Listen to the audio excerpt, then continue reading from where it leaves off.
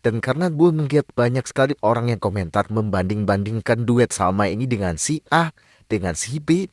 Kenapa yang diajak bukan si C, kenapa bukan si D. Salma bikin lagunya jadi datar dan lain-lain. Banyak sekali komplainan, sarkas, dan komentar-komentar yang sebenarnya ini udah berkali-kali gue jelaskan gitu loh. Jadi gue ngerasa gue perlu bikin video tambahan untuk menjelaskan soal duet Salma dan Jamie Miller kemarin. Dan karena gue ngeliat banyak sekali orang yang komentar membanding-bandingkan duet Salma ini dengan si A, dengan si B. Kenapa yang diajak bukan si C, kenapa bukan si D.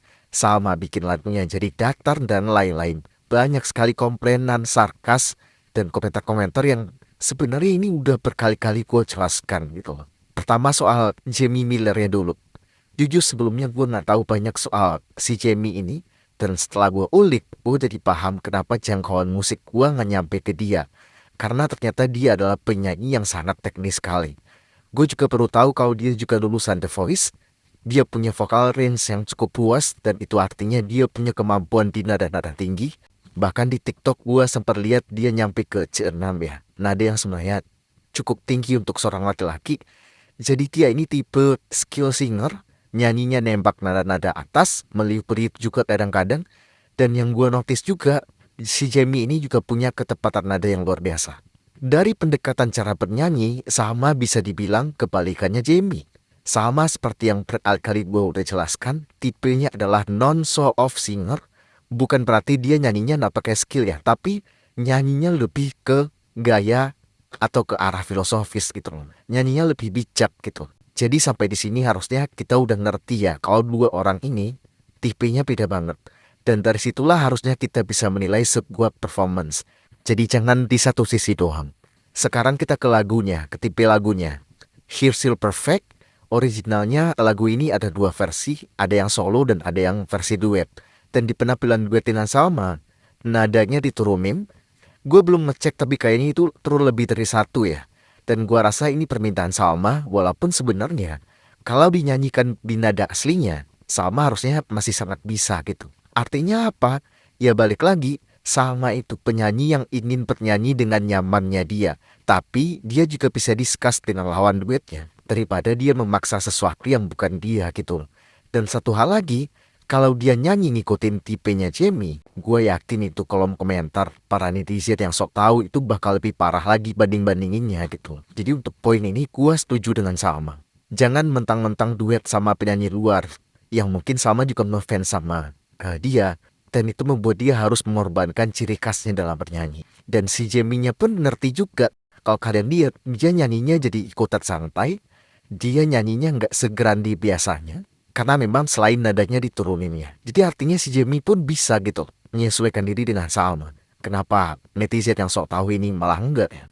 Kalau gua ditanya, cocoknya lagu ini duet sama siapa? Idealnya memang dengan penyanyi yang tipenya sama kayak si Jamie. Gua akan sebut satu nama yaitu Rimar. Karena menurut gua, lu kalau mau adu-aduan skill, adu-aduan nada tinggi yang sustainable, adu-aduan akrobatik nada, lawan lu ya Rimar gitu loh. Karena menurut gua Rimar itu adalah penyanyi yang paling skillful di sepanjang penyelenggaraan Indonesian Idol. Itu menurut gua ya. Tapi bukan berarti ketika lagu ini dinyanyikan oleh penyanyi yang tipenya kayak Salma, value-nya secara musikalitas akan turun. Nggak juga. Yang turun itu cuma nada dasarnya, bukan value musikalitasnya. Nah, di sini lagi-lagi entah kenapa perkara selera itu selalu jadi masalah ya. Mereka yang suka penyanyi bersuara tinggi, meliuk-liuk selalu merasa kalau penyanyi yang suaranya atau cara bernyanyinya sebaliknya itu jelek dan datar. Padahal banyak juga orang yang justru nggak bisa menikmati lagu yang nyanyinya udah kayak sirkus gitu loh. Salah satunya gua. Tapi gua nggak pernah bilang kalau selera gua yang paling baik, yang paling hebat gitu loh. Jadi ini lagi-lagi membuktikan gimana kompetisi nyanyi dari zaman dulu membuat banyak orang yang akhirnya hidup di dalam tempurung. Hidup dalam stereotip ketika nyanyi itu konteksnya adalah adu skill, adu kuat-kuatan urat leher. Kita nggak usah bahas kompetisi nasional deh. Lomba nyanyi 17-an aja, 17 Agustusan. Itu semua pesertanya tipenya teriak-teriak semua. Karena kalau nyanyinya di tingkat filosofis, itu malah dianggap biasa aja dan datar gitu. Ya sebenarnya nggak salah juga yang namanya perlombaan. Pasti ada hal konkret yang bisa dinilai. Dan itu adalah skill. Nggak salah. Tapi ketika di luar itu, di luar perlombaan, yang berlaku adalah selera gitu. Lu harus bisa menerima selera orang lain. Dan lu nggak boleh merendahkan selera orang lain. Jadi kesimpulannya nggak ada yang salah dengan duet Salma dan Jamie. Salma nyanyi sesuai kapasitasnya, jadi diri dia sendiri. Dan si Jamie pun ya santai gitu loh. Kenapa lu yang bukan penyanyi, entah ngerti nada atau enggak, malah ribut di kolom komentar. Nah yang salah ya orang-orang ini, orang-orang yang seleranya terlalu mainstream, cuma dengerin satu jenis lagu, fanatisme berlebihan, dan yang pasti literasi musiknya sangat minus gitu. Dan seperti biasa buat teman-teman yang berkenan untuk mendukung atau mengapresiasi konten-konten gua, boleh dengan mengirimkan donasi melalui link yang ada di deskripsi video, atau link yang ada di komen yang gua pin di kolom komentar. Sekian dari gua dan sampai jumpa di video berikutnya.